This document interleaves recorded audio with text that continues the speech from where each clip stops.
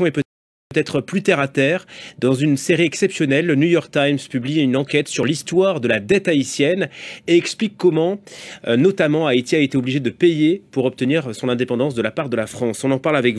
Petit pays qui concentre beaucoup de malheurs, d'ordre naturel tout d'abord, des séismes, des inondations à répétition. Haïti est également confronté à une classe politique parfois autoritaire, parfois corrompue. Concentre beaucoup de malheurs, d'ordre naturel tout d'abord, des séismes, des inondations à répétition. Haïti est également confronté à une classe politique parfois autoritaire, parfois corrompue. À cela s'ajoute une pauvreté, une insécurité qui fait que l'île se retrouve aux mains des groupes armés. On se demande parfois si Haïti n'est pas frappé par une malédiction. L'explication est peut-être plus terre à terre. Dans une série exceptionnelle, le New York Times publie une enquête sur l'histoire de la dette haïtienne et explique comment, notamment, Haïti a été obligé de payer pour obtenir son indépendance de la part de la France. On en parle avec vous, Constant Méheux. Bonjour. Bonjour. Merci de nous accorder votre temps. Vous êtes journaliste au New York Times et vous avez donc participé à cette incroyable série, un long travail qui a duré plus d'1 an, je crois. D'abord, qu'est-ce qui vous a conduit à vous intéresser à Haïti et à l'histoire de sa dette?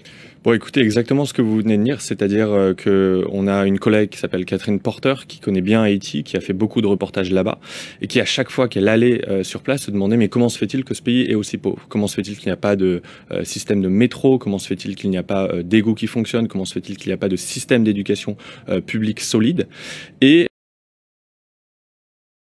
raison qui a été complètement oubliée.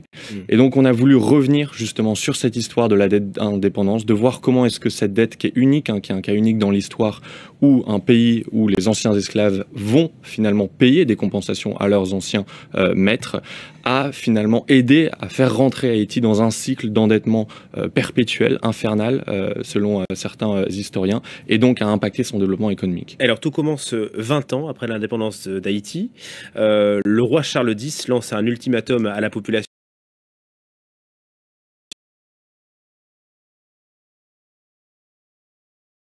On verra que ça sera beaucoup plus au final.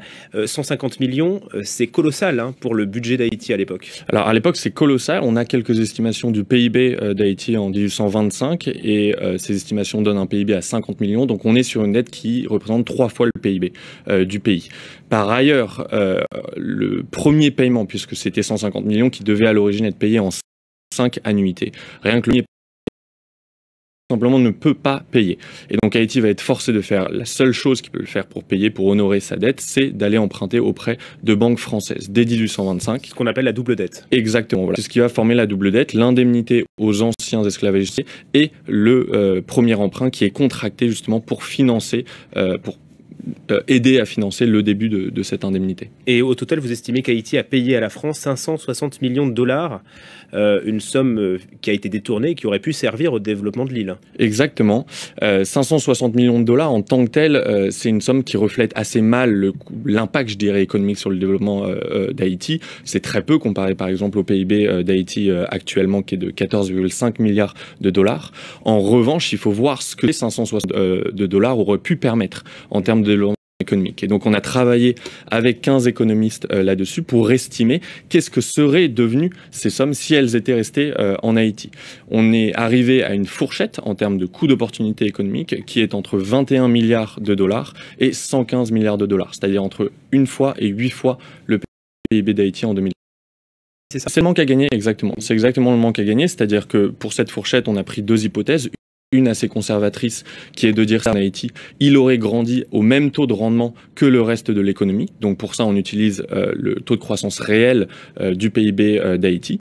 Mais beaucoup d'économistes nous ont dit, attendez, ce sont des sommes qui sont tellement énormes qu'elles auraient de toute façon boosté la croissance économique d'Haïti. Un peu comme en République dominicaine qui partage l'île. Voilà, exactement. Et donc on a pris en fait la croissance économique moyenne du reste des pays d'Amérique latine et en utilisant cette croissance économique moyenne comme taux de rendement pour ces sommes, on arrive à 115 millions.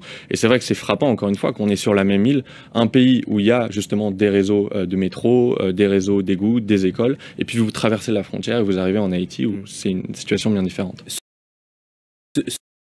Système en tant que tel sur la double dette elle a été remboursée définitivement en 1888. Mais pour rembourser cette double dette, on l'a dit, Haïti a dû emprunter une première fois, puis a emprunté de nouveau dans les années 1870, en partie aussi dans l'espoir de pouvoir rembourser cette double dette. Les ressources avaient été tellement, je dirais, pompées aussi par ces paiements à la France que Haïti a dû ensuite emprunter de nouveau à la fin du 19e siècle. Et donc la mainmise financière de la France sur Haïti, elle a duré jusqu'à la fin du 19e siècle, au moment où les États-Unis sont devenus, je dirais, la puissance dominante. Et avant l'arrivée des Américains, il y a eu une banque française aussi qui a mis la main sur le trésor haïtien. Le Crédit industriel et commercial, exactement. Le CIC. Le CIC, voilà. En 1875, le CIC est derrière un prêt qui va être justement accordé à Haïti, en partie à l'origine justement pour aider à finir de rembourser cette double dette. Et c'est surtout en 1880 que le CIC rentre véritablement en Haïti en créant la Banque nationale d'Haïti, qui est censée justement aider le développement économique d'Haïti, mais, et c'est ce que montre notre enquête, va surtout en fait enrichir les actionnaires du CIC et les investisseurs qui ont été ramenés par le CIC.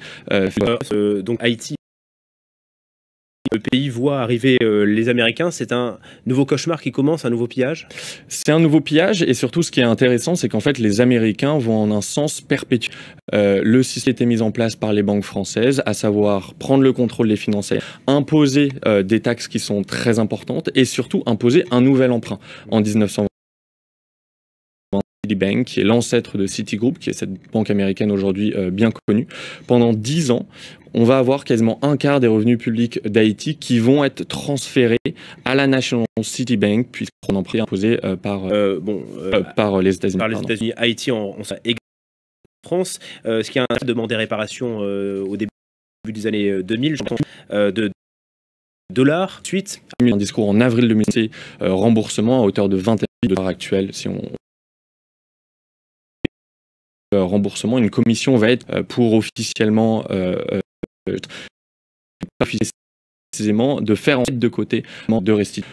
S'ensuit la 3, Haïti est plongé dans une crise politique très violente, des groupes armés montent à finir de fait, et c'est en 80 que censé aider le développement économique ramené par le CIC, faire plutôt juteuse pour eux. En Haïti continue de payer c'est un nouveau ce qui est le système qui avait été mis en place par en Haïti. Derrière les Américains, il y a